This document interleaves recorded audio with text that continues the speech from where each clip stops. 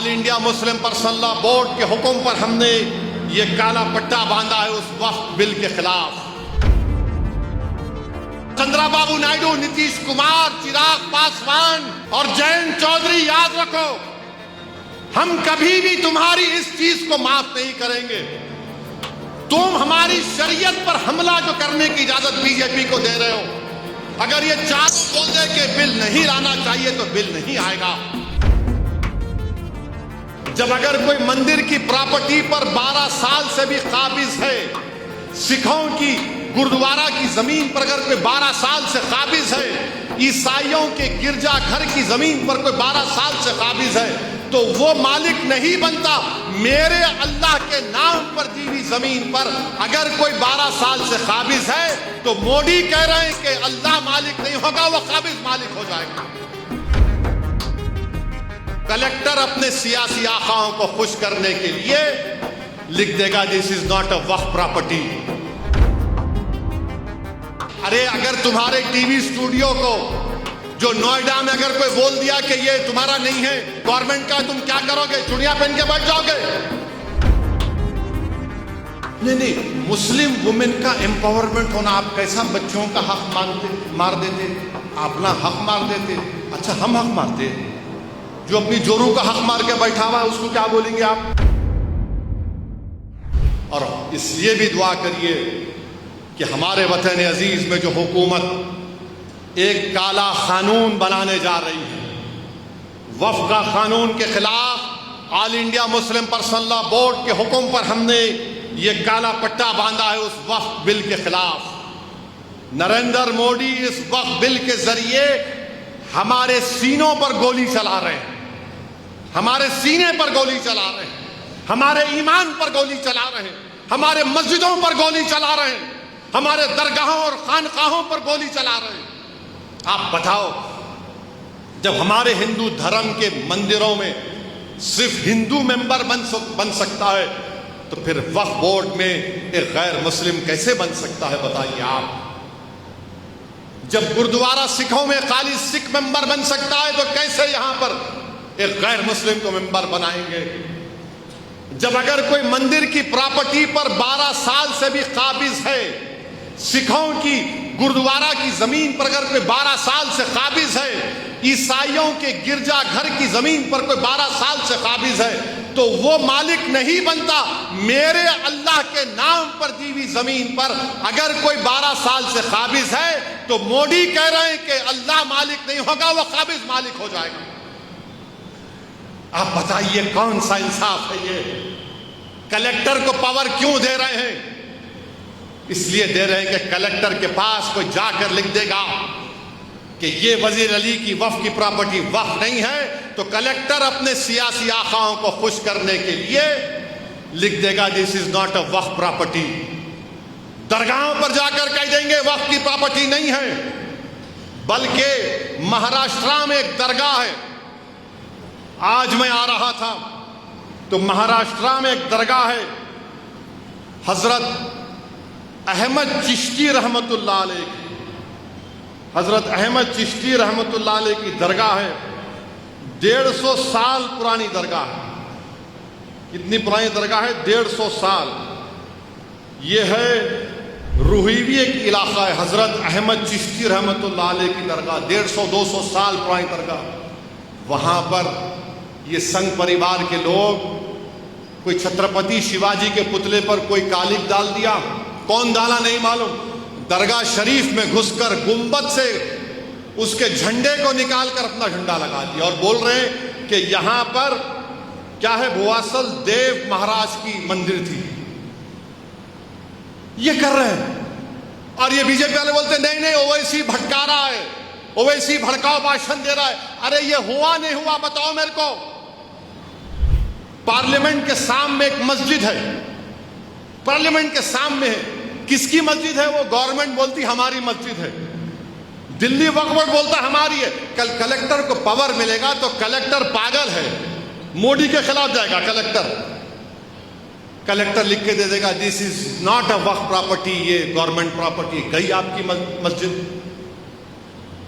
उस बिल में एक प्रोविजन है कि अगर कोई भी जायदाद पे लिख दिए कलेक्टर को ये वक्फ नहीं है, तो कलेक्टर अगर इंक्वायरी ऑर्डर कर दिया तो जब तक इंक्वायरी मुकम्मल नहीं होती वो वक्फ की प्रॉपर्टी नहीं रहेगी। अरे भाई, जो हिंदू धर्म में है, जो सिख धर्म में है, वो हमको भी दो ना आप। जब उनके लिए अच्छा है तो हम हमारे लिए खराब कैसे हो जा रहा हूं वो बताओ। तो मकसद एक ही है कि जायदादों को हासिल कर लिया जाए। इवैक्यू प्रॉपर्टी है। जो लोग पड़ोसी मुल्क को जाने से पहले वक्फ को जमीन दे दिए, हरियाणा में लाखों एकड़, हजारों एकड़ वक्फ की प्रॉपर्टी है, उससे पैसे आते। इवैक्यू प्रॉपर्टी का सेक्शन उड़ा दिया आप, सेक्शन ही उड़ा दिया इवैक्यू प्रॉपर्टी का। बताओ फिर कौन सा आप काम करने जा रहे हैं? आपकी नीयत एक ही है कि मुसलमानों से उनकी जायदादों को छीन लिया जाए। यह इनका हिंदुत्व का एजेंडा है कि हम अपनी शरीयत पे ना चल सके, अपने मजहब पे ना चल सके। हम हुकूमत से कह रहे हैं कि आप आइन के खिलाफ एक कानून बनाना चाहते हैं जो आर्टिकल 14, 15, 26, 29 का वायलेशन है। हमारा कल्चर का हिस्सा है वक्फ, आप कैसे हमसे छीनेंगे? तो ये बीजेपी की हुकूमत करना चाहती है। और सुनने में आ रहा है कि शायद पहली या दूसरी तारीख को बिल लाया जाएगा।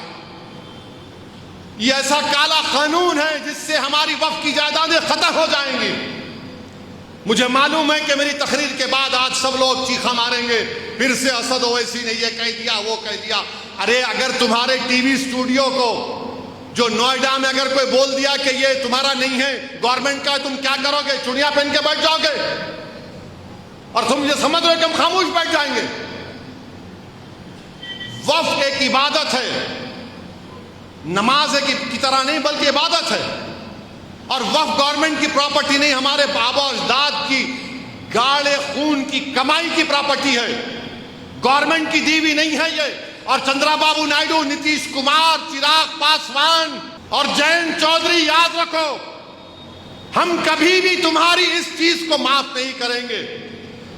तुम हमारी शरीयत पर हमला जो करने की इजाजत बीजेपी को दे रहे हो, अगर ये चारों बोल दे कि बिल नहीं लाना चाहिए तो बिल नहीं आएगा। मगर तुम बीजेपी को इजाजत दे रहे हो हमारी मस्जिदों को, वक्फ को खत्म करने का, उनकी तायीद करके। चंद्रबाबू नायडू, आंध्रा के प्रॉब्लम है जानते हम, मगर ये कौन सा प्रॉब्लम आप क्रिएट कर रहे हैं? नायडू, आप भूल गए कि आपने गुजरात के राइट्स के वक्त आपने बीजेपी का साथ दिया था, वाजपेयी का। आप 10 साल, मैं बाखबर कर रहा हूं, उस कमेटी का मैं रुकन था। आपको मालूम, उस कमेटी में एक ऐसी तंजीम को बुलाया गया, उस तंजीम के मेंबर्स के ऊपर दहशतगर्दी के मुकदमे, टेररिज्म के मुकदमे, उनको बुलाकर उन्होंने हमारे वक्फ की बात कर रहे हो, उन्होंने बुलाकर हमारे से वक्फ की बात कर रहे थे।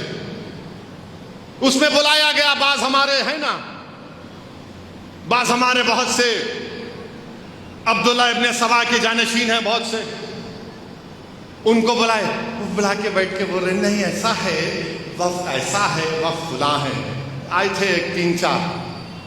मैं बोला मैडम ये बताओ, पूरी दुनिया में सबसे पहली यूनिवर्सिटी किसने बनाई थी?